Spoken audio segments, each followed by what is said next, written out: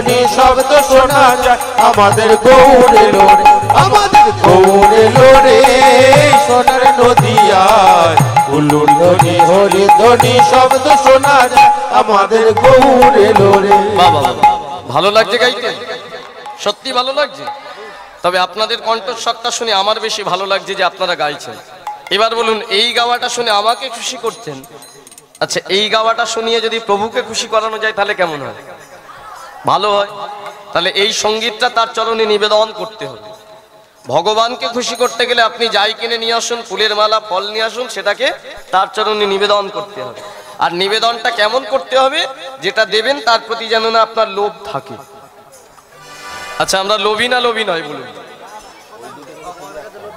ভগবানকে যেটা দেন তার প্রতি আপনার লোভ থাকে না থাকে না থাকে না এই দেখুন আস্তে আস্তে ছোট্ট একটা প্রমাণ দিচ্ছে পিছনে এত জোরে বাজাচ্ছে কেন হরি বল হরি বল হরি বল প্রমাণটা দেখুন আপনাদের এখানে যদি মাঠে কোথাও কালী পুজো হয় বা শ্মশানে কালী পুজো হয় তো অনেক জায়গায় বা বাড়ির পাশে কোনো বড় সরস্বতী পুজো লক্ষ্মী পুজো হয় যখন হয় দেখবেন একটা রেকাপি করে আপনারা অনেকে ফল মালা দেন তো অনেকে পুজো দেন তো আচ্ছা এই যে যখন পুজোটা দেন দেখবেন রেকাপিতে বা ওই ডালাটিতে বাড়ির কারো একজনের নাম লিখে দেন দেন না আচ্ছা আমরা নামটা কেন লিখে দিই বাড়ির ওই ছেলেটির মঙ্গল কামনা করার জন্য তাই তো এটা ডাহা মিথ্যে কথা কেন যাতে ওই রেকাপিটা না হারিয়ে যায় তাহলে এবার নিজেরা ভাবুন যে একটা সামান্য 100 টাকা বা 200 টাকা বা বড় জোরে 1000 টাকা দাম সেটা আমি ভগবানের চরণে দিচ্ছি যিনি সবকিছু দিয়েছেন তার প্রতিও আমার লোভ আছে ওটা যাতে না শ্যামলের গামলা বিমলের কাছে যায় তাহলে আমরা কতটা লোভী বলবো তাহলে যেটা দিচ্ছি তার প্রতি যদি লোভ থাকে তাহলে প্রভু সেটা গ্রহণ করবে তার দিকে দেখো না প্রভু তাহলে দিতে হবে যেটা তার প্রতি না আপনার লোভ থাকে আর সেই লোভটা কখন থাকবে না যখন আপনি আত্মসমর্পণ করে দেবেন তাহলে এই সঙ্গীতটা গাইছেন আপনি নিজের জন্য করতালি দিচ্ছেন অনেকে ভাবছেন আমার গাওয়া ভালো হচ্ছে না অনেকে ভাবছেন যে ভালো হচ্ছে কিন্তু এই সকল কিছুই প্রভু গ্রহণ করবে যদি একবার দুই বাহু তুলে প্রভুর কাছে আত্মসমর্পণ করে গাইতে পারি অর্থাৎ সংকল্প করে প্রত্যেকে হাত জড়ো করে বলুন যে হে গৌর হরি আমার এই দেহ মন প্রাণ তোমার চরণে নিবেদন করলাম করেছেন আর একটা কথা বলুন যে হে গৌর হরি আজ রাত্রিকালে যতক্ষণ এখানে কীর্তন হবে আমি এখান থেকে বাড়ি যাব না এটা বলা যাবে না বলা যাবে বাবা তাহলে যারা যারা নিবেদন করবেন একবার দুই বাহু তুলুন তো দেখি হরিবল হরিবল প্রত্যেকে দুই বাহু তুলুন তুলেছেন এবার তালে তালে আমার সাথে গাইবেন হরিবল হরিবল আইরে তোরা প্রেম নিবিকে ছুটে ছুটে আয় আইরে তোরা প্রেম নিবিকে ছুটে ছুটে আয় আইরে তোরা প্রেম নিবিকে ছুটে ছুটে আয় আইরে তোরা প্রেম নিবিকে ছুটে ছুটে আয় আস্তে আস্তে একবার হাতটা নামান যতক্ষণ কীর্তন শুনবেন বুঝে শুনবেন আচ্ছা বলুন তো এই যে দুই বাহু তুলে ডাকছেন আইরে তোরা কাকে ডাকছেন গৌর হরিকে না না কীর্তন বুঝে শুনতে হয় আপনারা কি বলছেন আইরে তোরা তোরা মানে কি একজন না অনেক তাহলে অনেক মানে আপনি কি গৌরহরিকে একাকে ডাকছেন আপনারা ডাকছেন কাকে এখনো পর্যন্ত আশপাশের বাড়িতে যারা টিভিতে সিরিয়াল দেখছে যারা এখনো মানে এখানে সেবা নেবার জন্য প্রস্তুত হয়ে আছে যে সেবা নিয়ে চলে আসবো তাদেরকে দেখুন হরিবল হরিবল গৌরাঙ্গ মহাপ্রভুর আদেশ ছিল পৃথিবীতে আছে যত নগরাদি গ্রাম সর্বত্র প্রচার হবে মধুর এই হরিনাম তাহলে আমরা সকলে মিলে একটু ডাকবো সকলে মিলে হ্যাঁ বলুন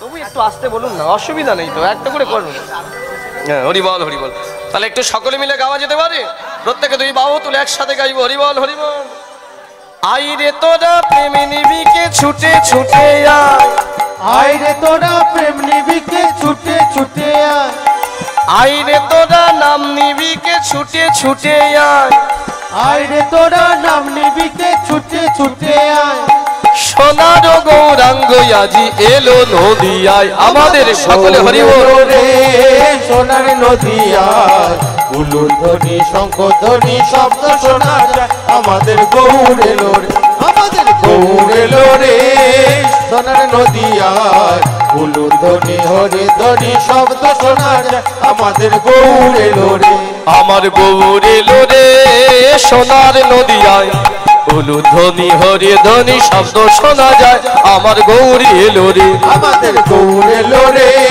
সোনার নদিয়ায় উলুর ধ্বনি হরি ধ্বনি শব্দ শোনা যায় আমাদের গৌর এলো রে আমাদের গৌর এলো রে তাই গৌর হরি বল হরি বল হরি বল আমাদের গৌর এলো রে প্রেম সে বলিয়ে গৌরাঙ্গ সুন্দর জিউ কি জয় দয়াল নিতাই চাঁদ কি জয়। নবদ্বীপ ধাম কি জয়। হরিনাম সংকীর্তন কি জয়। ভক্তবৃন্দ কি বাড়িওয়ালা কি জয়। আনন্দ পেলেন কি জয় তাতেও জয় তাহলে আনন্দ পেয়েছেন কি হয়েছে কি বলো এই দুটো পুজো ছমাতো পেট ব্যথা হয়ে যাচ্ছে দাদা এটা একটু বাড়ান তো এটা ওইটা একটু বাড়ান দোকান হ্যালো বলেন হয়ে যাচ্ছে হ্যালো হ্যালো জয় নিতাই জয় গৌ কমিয়ে দিচ্ছে আচ্ছা ওটা রাখবে একটু মেন করে একটু রেখে দিও হরিবল হরিবল একটু বাড়িয়ে দিও এই ইনপুটে মনিটরে আউটপুটে অসাধারণ সাউন্ড আছে আসুন সকলে এবার মন প্রাণ দিয়ে আজকে লীলাটি আমরা আস্বাদন করি কথা দিলাম যে লীলা আপনারা শুনবেন হৃদয় মাঝে ছবির মতো আঁকিয়ে দিয়ে যাবো এই যুগের ভক্ত আপনারা যমুনা কত বড় ভক্ত ছিল আমি যমুনার কটা জন্ম বলেছি আস্তে আর কথা নয় 4টে জন্ম বলেছি গল্পের মতো করে শুনবেন এই যমুনার প্রথম জন্ম বা সৃষ্টি জানতে গেলে আমাদের যেতে হবে সত্য যুগে আসতে এই যে প্রত্যেকে দৃষ্টি এটা দিকে দিন এই যমুনার সৃষ্টি হয়েছিল বাবা সত্য যুগের প্রথম লগ্নে কোথায় না সত্য যুগের দেখবেন একটা ছবি অনেকের বাড়িতে আছে কি ছবি একটা পদ্ম ফুলের মধ্যে ভগবান মাথায় হাত দিয়ে শয়ন করে আছে আর পায়ের কাছে একটা মেয়ে হাত জড়ো করে বসে আছে আছে না এরকম ছবি আছে তো অনেকের বাড়িতে এইটা হলো সত্য যুগের ছবি এখানেই সৃষ্টি হয়েছিল যমুনার কোথায় কিভাবে একটু জেনে নিন যে পদ্ম ফুলটার মধ্যে গোবিন্দ শয়ন করে থাকতেন বাবা ওই পদ্ম ফুলটা ছিল 33টা পাপড়ি কটা বললাম উপরে রাধারানীকে নিয়ে হাজার হাজার বছর গোবিন্দ লীলা করলেন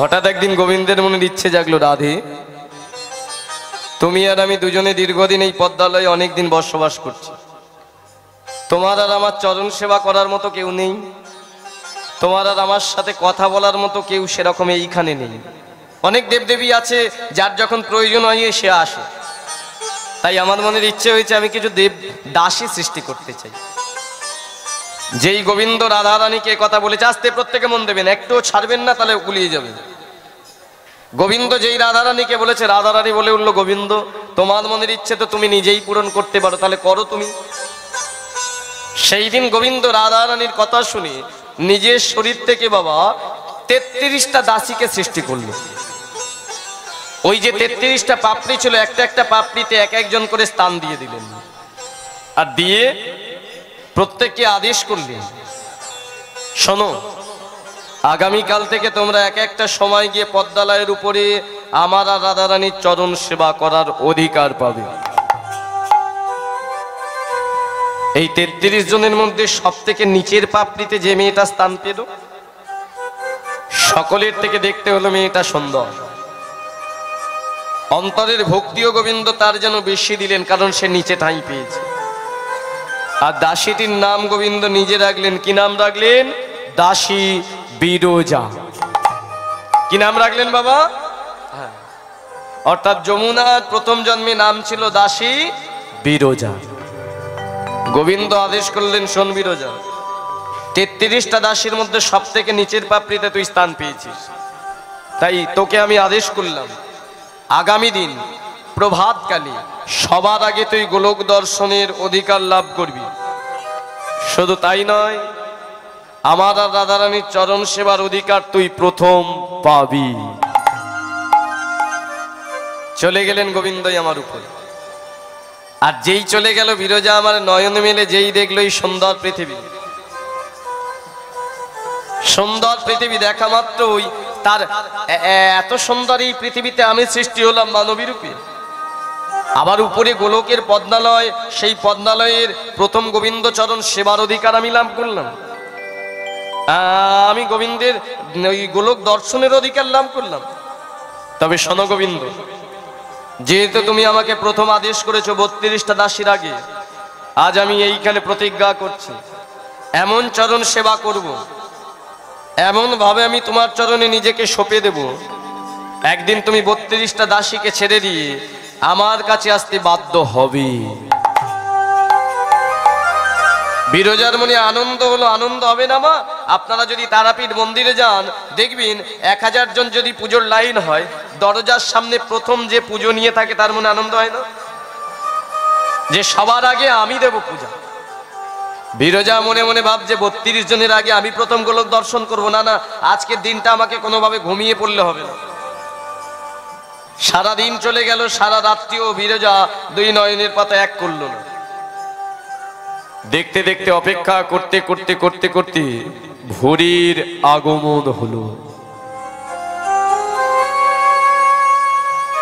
ক্ষীরোদের কুলে চলে গেল মেয়েটা স্নান করতে, গোবিন্দ চরণ সেবা করবে বলে।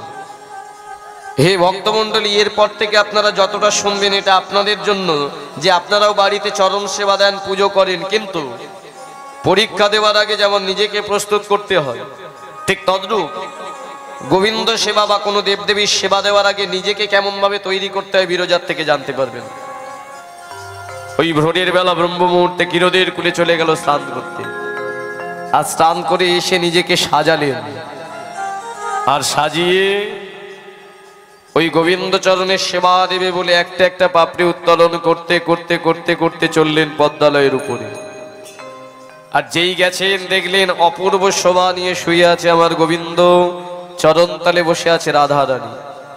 কাছে গেলেন না, দূর থেকে প্রথমে গোবিন্দ চরণের স্তুতি শুরু করলেন। বিরজা অন্তরের তার প্রেমময় ব্যক্ত বিভাবরী সে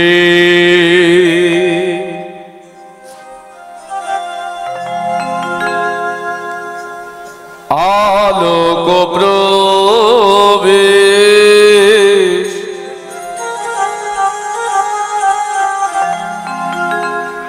নিদ্রা ছাড়িয়ে উঠো জি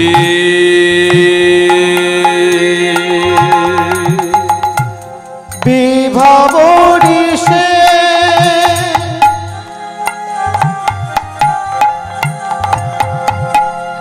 আলোক পবে নিদ্রা ছাড়ি ওঠো জি বিভাবরী সে আলোক প্রবেশ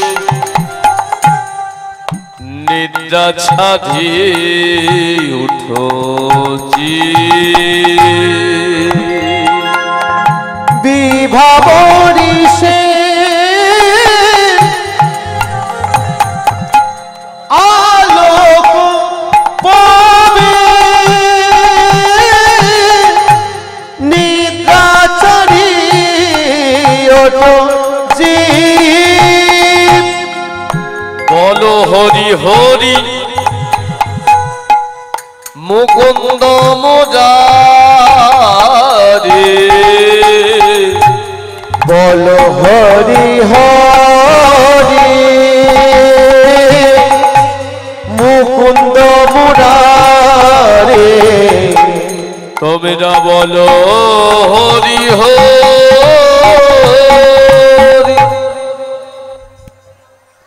কীর্তন যতটুকু শুনবেন বুঝে শুনবেন, কারণ চারিদিকের কলহ আপনাকে আপনার মনটাকে সরিয়ে দিতে পারে, কিন্তু এই মনটাকে বাঁধা আপনার দায়িত্ব। কি শুনছেন না? গাইছে কে? বিরজা। মানব জন্ম পেয়ে প্রথম পদ্মালয়ে গিয়ে গোবিন্দ থেকে অদূরে নিজের স্তুতি শুরু করলেন। কি শুনলেন না? বিভাবরী শেষ আলোক ও প্রবেশ নিদ্রা ছাড়ি উঠোছি। কথাগুলোর অর্থ কি? এই জগতে আমরা যতজন আছি সকলেই কিন্তু বিভোর হয়ে আছি।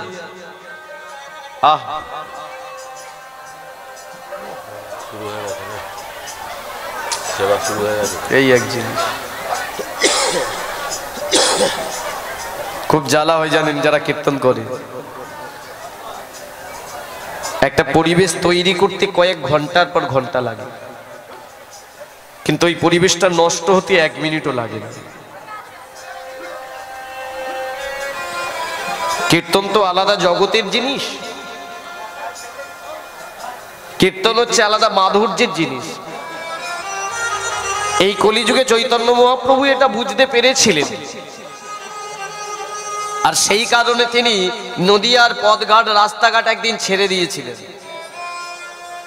বিভিন্ন মানুষের বিদ্রুপ, বিভিন্ন মানুষের অত্যাচার, এগুলো সহ্য করতে করতে একদিন যখন দেয়ালে পিঠ থেকে গেল, ভাবলো আর আমি পথে ঘাটে কীর্তন করব না। কোথায় গেল? শ্রীবাসের ঘরে। শ্রীবাস, যাদের তরে হরিনাম নিয়ে এলাম তারা বুঝলো না, তারা শুনলো না, তারা নিজ নিজ কর্মে ব্যস্ত। এই যে দেখুন, তাই আমি চাই তোমার ঘরের মধ্যে দরজা বন্ধ করে কীর্তন করবে, যেখানে তুমি আর আমরা কয়েকজন মিলে থাকবো, আমার কীর্তন আমি আস্বাদন করতে পারবো। তাই তো কলিযুগে কীর্তনের একটা খুব টাপ বিষয় আছে আপনাদের মিদনাপুরে। বেশ কয়েকদিন প্রোগ্রাম করছি, খুব খারাপ লাগে যখন কীর্তন বাসর ছেড়ে অনেকে চলে গিয়ে সেবায় রত হয়ে যায়। প্রতিদিন তো না হয় 9টায় সেবা নেন, একদিন না হয় 12টায় নেবেন, ক্ষতি কি? পারবেন না ভগবানকে সেবা দিয়ে নিজের সেবা নিতে? তাই না বাবা? অপরাধ নেবেন না কথাগুলো বলছি বলে। শুনুন, যে জিনিস শোনেননি সেটা শুনতে পারবেন। আমরা বাড়িতে কি করি? ফুলের মালা ফল নিয়ে এসে গোবিন্দ চরণের সেবা দিই, কিন্তু বিরজা এটা করেনি। কি করেছিল? প্রথম স্তুতি অন্তরের কথা দিয়ে শুরু করলো, বিবাহবরী শেষ। বিবাহবরী শব্দের অর্থ হলো বিভোর থেকে এসেছে বিবাহবরী। এখানে যতজন আমরা আছি বিভোর হয়ে আছি কিসে? কীর্তন শোনায় বেশ কিছু মানুষ বিভোর, বেশ কিছু মানুষ সেবা নেবার চিন্তায় বিভোর হয়ে আছে, এর বাইরে বেশ কিছু মানুষ গল্পেতে বিভোর হয়ে আছে। প্রত্যেকে বিভোর হয়ে আছি কোনো না কোনো কর্মে, থাকুন। কিন্তু আপনি যখন মন্দিরে যাবেন তখন আপনার বিভোরটা কি হবে না? বিবাহবরী শেষ, ওই বিভোর শেষ করতে হবে। কোন বিভোর? যে বিভোরটার নাম হলো মায়া নামক বিভোর। তার প্রমাণ কি না? দেখবেন মন্দিরে গিয়ে ডালাটা রাখা মাত্র আমরা চাইতে শুরু করে দিই কি? আমার ছেলেকে ভালো রাখো, মেয়েকে ভালো রাখো, সংসারে সুখ দাও, তাই না? এই যে চাওয়া, এটা হলো মায়া। এই মায়ার বিভোর কাটিয়ে আপনাকে মন্দিরে যেতে হবে, কারণ মন্দির উপাসনার জায়গা। সেখানে চাইতে হলে আপনাকে একজনকেই চাইতে হবে, ভগবানকে। ওখানে যদি চাইতে পারেন তাহলে ভগবানকে যদি আপনার বাড়িতে স্থান দিতে পারেন, আপনার বাড়ির মঙ্গল ভগবানের কাছ থেকে চাইতে হবে না, ভগবান নিজেই দেখবে। কিন্তু কেন চাইতে পারি না? ওই যে বিভোর হয়ে আছি আমরা, ওই বিভোর হয়ে আছি বলে আমরা আমাদের মধ্যে অন্ধকার প্রবেশ করে আছে। অন্ধকার কোনোদিন আলো দেখাতে পারে না। আলোর কাজ অন্ধকারকে দূর করা। এই আলোর প্রবেশ করাতে হবে। কোন আলো? জ্ঞানের আলো, ভক্তির আলো, শ্রদ্ধার আলো, বৈরাগ্যের আলো, বিবেকের আলো।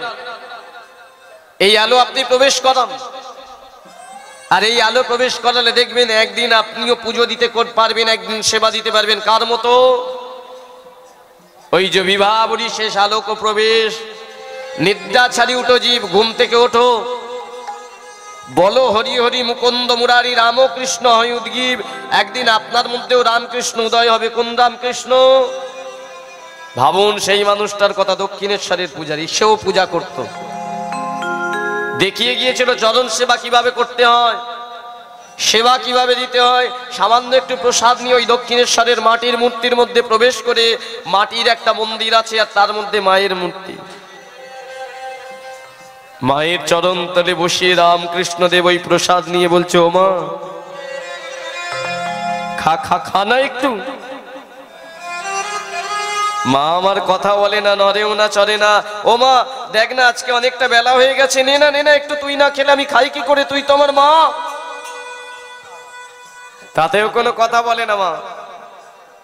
এবার উঠে দাঁড়িয়ে পড়েছে রামকৃষ্ণ, ওই মাটির মূর্তির গলাটা জড়িয়ে ধরেছে, ও মা খানা মা একটু। নিবেদনটা কাকে বলে দেখুন, তাতেও মাটির মূর্তি কথা বলে না। খানা অনেক করে বলছি, খানা তুই সারা দিবি না। আমি জানি তুই সারা দিস, তুই মাটির মূর্তি নস, তুই পাশাস নস, তুই আসিস আমার কাছে কেন আসছিস না? তোর অভিমান হয়েছে, তুই খাবি নে। এত করে বলছি তুই খাবি নে, দেখবি কি করব। এই বলে কি করলেন, ওই মা কালীর সামনেই মা কালীর হাতের খড়গ নিয়ে বললো, দেখ তুই যদি না আমার হাতের প্রসাদ খাস তাহলে তোর সামনে তোর খড়গ দিয়ে আমি আমার নিজের গলা কেটে ফেলে দেব। রামকৃষ্ণের হাতের প্রসাদ খেয়েছিল না মা?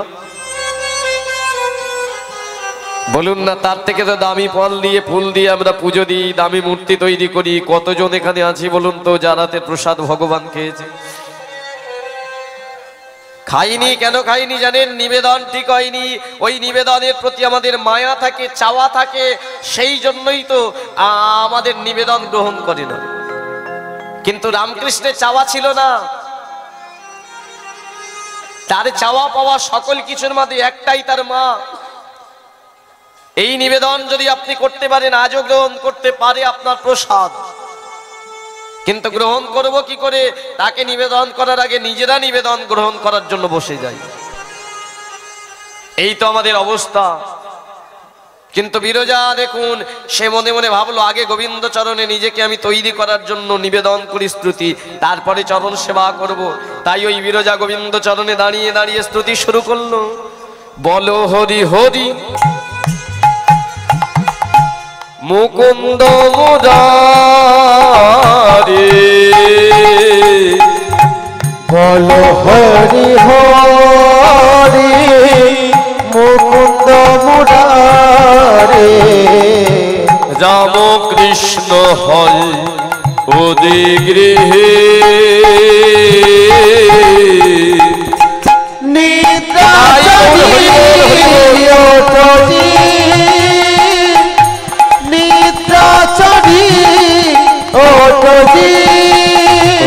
ওঠজি,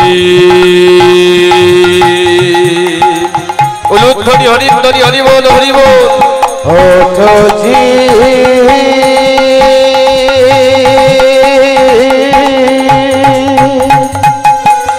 আর এই মায়ার জালে ঘুমিয়ে থেকো না, তাই গৌর হরি বল ওঠজি।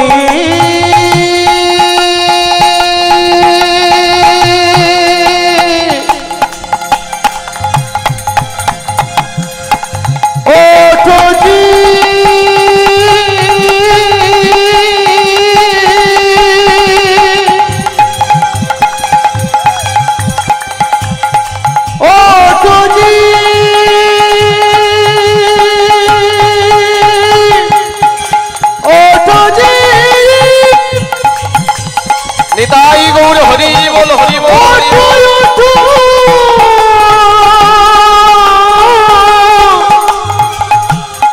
আর তোমরা মায়ের বালিশ মাথায় দিয়ে আর ঘুমিয়ে থেকো না, ওঠো জীব ওঠো, ওঠো জীব নিদ্রা ছাড়ি, ওঠো জীব নিদ্রা ছাড়ি, ওঠো জীব নিদ্রা ছাড়ি, ওঠো জীব। বিরজা দেখতে দেখতে বাবা 1 বছর 2 বছর 3 বছর করে বিরজা জীবনের 12,000 বছর। হরিবল হরিবল। মন দিন, সকলের চরণে আমার নিবেদন, এই বাড়ির তরফ থেকে আপনাদের প্রসাদ পাওয়ার জন্য নিমন্ত্রণ। এ বাড়ির তরফ থেকে এসেছে, আপনারা নিমন্ত্রণ গ্রহণ করবেন, প্রত্যেকে প্রসাদ নেবেন। তবে যে যেমন ভাবে নিতে পারেন, যদি মনে করেন ওটাও একটা প্রসাদ এটাও একটা প্রসাদ, দুটোর মধ্যে কোনটা আগে প্রয়োজনীয় সেটা গ্রহণ করবেন। যারা প্রসাদ নিচ্ছেন তারা প্রসাদ নেওয়ার পরে এখানে আসবেন, যারা নেননি তারা নিয়ে আবার চলে আসবেন। এটাই আমি দেখব যে ভগবানের প্রতি ভক্তিতে আপনারা প্রসাদ গ্রহণ করছেন না শুধু প্রসাদ গ্রহণ করার জন্য এখানে এসেছেন, এই প্রমাণ আমি পেয়ে যাব। আর আমার দেখার থেকেও দেখবেন কিন্তু গোবিন্দ নিতাই গৌর হরি বল হরি বল হরি। তাই যেটা শ্রেহ মনে হবে আপনাদের কাছে বিচার্যের বিষয়, আসল লীলাটি আমি এগিয়ে নিয়ে যাই। জীবনের 12,000 বছর একইভাবে চরণ সেবা করলো, আর করতে করতে হঠাৎ করে একদিন গোলকের পদ্মালয় থেকে সত্যি গোবিন্দ নেমে এলো বিরজার কাছে। একই গোবিন্দ, আজকে আপনি আমার এই ছোট্ট পাপড়িতে? বিরজা, আমি তোর কাছে এসেছি কেন জানিস? তোকে বর প্রদান করতে।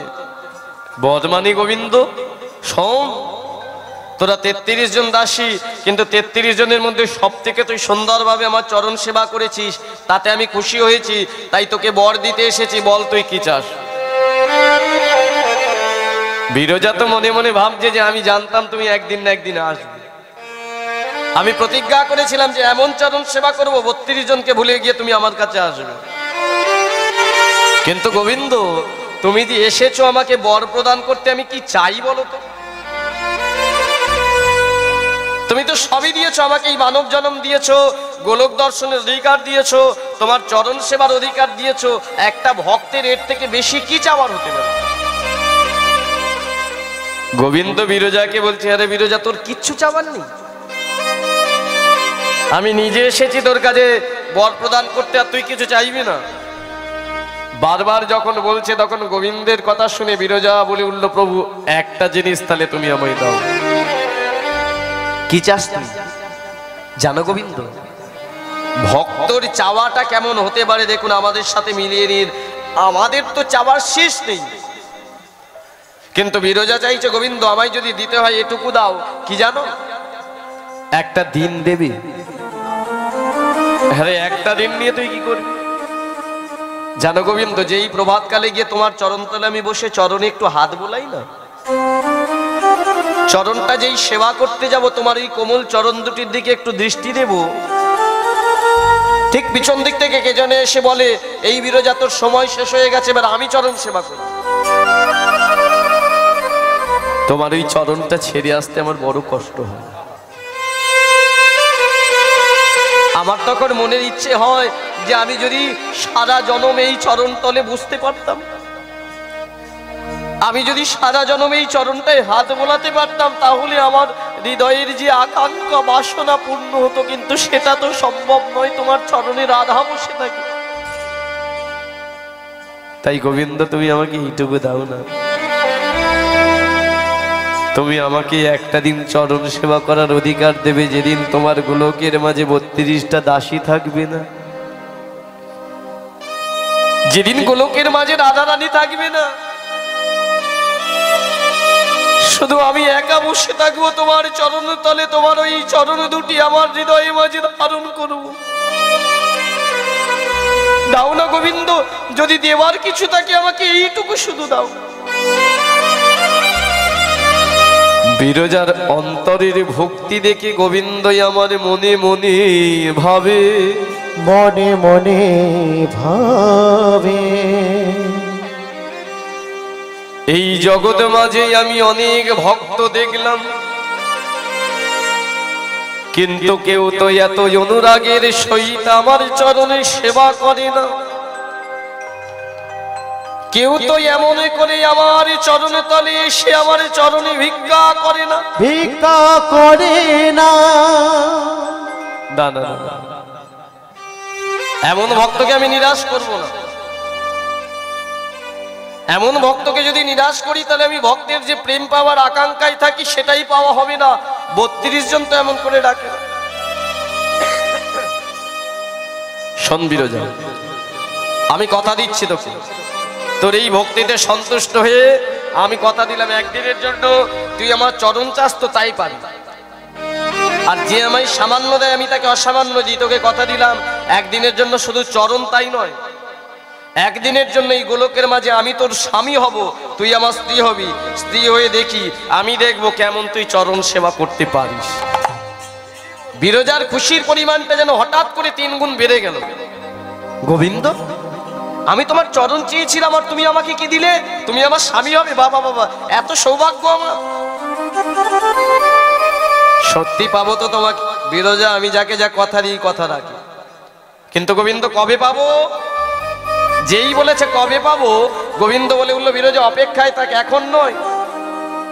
আমি ভগবান, আমি কথা যখন দিয়েছি কথা রাখবো, তবে যেদিন তোকে ডাকবো সেই দিনে তুই যাস। এই বলে গোবিন্দই আমার উপরে চলে গেলেন। কিন্তু উপরে গিয়ে নিচে চিন্তায় ভাবছেন মনে মনে। কি চিন্তা করছেন? না না না না, কথা তো দিয়ে দিয়েছে বিরজাকে, কিন্তু আমার চরণতলে যে মেয়েটা বসে আছে তাকে কি করে বলবো? গোবিন্দের চরণতলে কে বসে থাকে সর্বদা? রাধা রানী। মনে মনে ভাবছে আমি না 32টা দাসীকে একদিনের জন্য ছুটি দিলাম, কিন্তু রাধা রানীকে কি বলবো? রাধে, একটা দিন তুমি সরে যাও, আমি বিরজার সাথে প্রেম করব। আপনারা বলুন, আপনারা তো ঘরের স্ত্রী, আপনাদের স্বামী যদি এসে আপনাদের বলে যে এই যে বউ একটা দিনের জন্য সংসার ত্যাগ করো, আমি নতুন একটা বউ নিয়ে আসবো, ছেড়ে দেবেন? বলে ওরকম স্বামীকে মেরে বালি চাপা দিয়ে দেবো, তাই না? কিন্তু গোবিন্দ মনে মনে ভাবছে না না, বিরজাকে যখন আমি কথা দিয়েছি, তার বিরজার তো আমার স্বামী হতেই হবে। এক কাজ করি, একটা উপায় আছে। কি উপায়? উপায়টা হলো আমার রাধা রানী একদিন ক্ষীরোদের কুলে যায়, আর যেদিন ক্ষীরোদের কুলে যায় সকাল থেকে সন্ধ্যা পর্যন্ত ভজনা করে। ওই ভজনা করতে করতে ভুলে যায় গোলকে আসতে। যেদিনও ভুলে যাবে সেই দিন আমি বিরজাকে নিয়ে প্রেম করে নেব।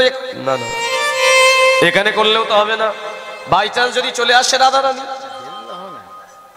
তার থেকে এক কাজ করি, এই গোলক থেকে অদূরে এমন একটা মন্দির তৈরি করব, যে মন্দিরে আমি শুধু বিরজাকে নিয়ে একা থাকবো, আর বিরজার স্বামী হয়ে প্রেম লাভ গ্রহণ করে নেব।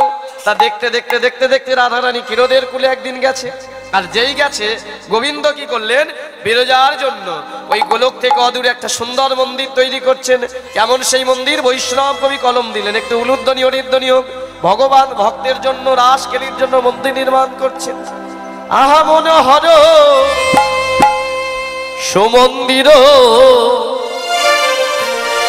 রতনে মন্ডিত, মনোহর সুমন্দির রতন মন্ডিত, মনোহর সুমন্দির রতনে মন্ডিত, মনোহর সুমন্দির রতন মন্ডিত। আমার 12 দিকে 12 দ্বার দেখি সুশোভিত। ওই না 12 দিকে 12 দ্বার দেখি সুশোভিত। দেখো 12 দিকে 12 দ্বার দেখি সুশোভিত। ওই না 12 দিকে 12 দ্বার দেখি সুশোভিত। গোবিন্দ মন্দির সাজাচ্ছে কার জন্য? বিরজার জন্য। কেমন সেই মন্দির? একটু মন দিয়ে শুনুন। মনোহর সুমন্দির রতনে মণ্ডিত। মনোহর মানে মনকে হরণ করার মতো, রত্ন মানে মূল্যবান ধাতু, তার মধ্যে সোনা দিয়ে মন্দির তৈরি করলেন। কেন সোনা দিয়ে করলেন? দেখবেন প্রত্যেকটা মেয়েদের দুটো জিনিসের প্রতি লোভ বেশি থাকে। আপনাদের কিসের প্রতি বলুন তো? এক সোনা, দুই হলো শাড়ি। ভগবানের এই দেখুন, এটুকু জেনে রাখবেন, এই পৃথিবীতে আমরা প্রেম করলে হয় জ্বালা, কিন্তু ভগবান প্রেম করলে কেন লীলা হয় দেখুন। তিনি যে মন্দির তৈরি করলেন সোনা দিয়ে, আর সেই সোনা দিয়ে করার কারণ হলো মনে মনে ভাবলো এত সোনা পেয়ে বিরজা যদি আমায় ভুলে যায়, তাহলে জানবো আমার থেকে সোনার প্রতি প্রেম বেশি। আর সোনাকে ভালোবাসলেই বলবো তুই সোনা নিয়ে তাক, আমি চললাম রাধার কাছে, কথা দিয়ে পেশাই। কিন্তু না, যে মেয়েটা আমাকে এত ভালোবাসে, সোনা তো ছেড়ে রাখতে পারে। তার জন্য তিনি কি করলেন না, মন্দিরটার 12টা দরজা নির্মাণ করলেন। 12টা দরজায় 12টা নিজের শরীর থেকে দাড়িকে সৃষ্টি করলেন। দাড়ি মানে কারা? বন্ধুরা। প্রেম করলে সহযোগিতা করে। এই আমি আজ বিরজার সাথে প্রেম করব, তোরা 12 জন 12টা দাঁড়ে থাকবি। যদি রাধারানী ক্ষীরোদের কুল থেকে চলে আসে, তোরা আটকে দিবি। 12টা দাড়িকে 12 দাঁড়ে রেখে দিল। রেখে দিয়ে গোবিন্দ এবার ভিতরটা সাজাচ্ছে। কেমন সাজাচ্ছে? নানা পুষ্প উপবনে প্রফুল্ল উদ্যান, নানা পুষ্প উপবনে প্রফুল্ল উদ্যান, নানা পুষ্প উপবনে প্রফুল্ল উদ্যান। আবার সরদীপ মলয়ে বিহার পঞ্চবার। ওই না সরদীপ মলয়ে বিহার পঞ্চবার। দেখো সরদীপ মলয়ে বিহার পঞ্চবার। ওই না সরদীপ মলয়ে বিহার পঞ্চবার। তাই আজ সাজাইল রে, সাজাইল রে, সাজাইল রে, মোহনের মতো করে সাজাইল রে, আশকেলি করবে বলে সাজাইল রে। ওই বিরজার লাগি মুখে হরি হরি হরি বলে বিরজানো লাগি মুখে হরি হরি হরি, বলে বিরজানো লাগি মুখে হরি হরি হরি, বিরজানো লাগি মুখে হরি হরি হরি। ওই না সাজাইল রে, সাজাইল রে, সাজাইল রে। তাহলে কতগুলো দাড়ি রাখলো বাবা? 12টা দাড়ি। আচ্ছা, ইনপুটের সাউন্ডটা কমে গেছে, ইনপুটটা একটু বাড়াতে হবে, আউটপুটটা খুব জোরে শুনতে পাচ্ছি। যাই হোক, তাহলে 12টা দাড়িকে সাজালেন, ডেকে দিয়ে এবার বিরজাকে ডাকছে, এই বিরজা আয়, তুই আমার চরণ পাবি। একটু রিভাব কমিয়ে বেশটা রাখুন। হরিবল হরিবল, নিতাই গৌর হরিবল। তা বাবা, যেই বিরজাকে ডাক দিল, এবার বলুন তো বিরজার মনে আনন্দ হবে না দুঃখ হবে? আনন্দ হওয়াটাই স্বাভাবিক।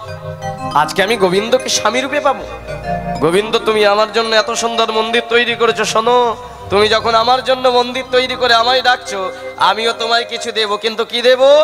এই যে মুখ দিয়েছো, এই মুখে তোমার নাম করতে করতে আমি গোলকের মন্দিরে যাব। এই ভক্তমণ্ডলী নিচে থেকে বিরজা নাম করতে করতে মন্দিরে চলেছে। আমরাও একটু যাই, তারপরে মন্দিরে কি হলো জানতে পারবো। চলেছে মহানন্দে বিরজা। কৃষ্ণ কৃষ্ণ তুমি দয়ালু কৃষ্ণ, প্রেমময় তুমি শ্রীকৃষ্ণ। হরি বল। কৃষ্ণ কৃষ্ণ তুমি দয়ালু কৃষ্ণ,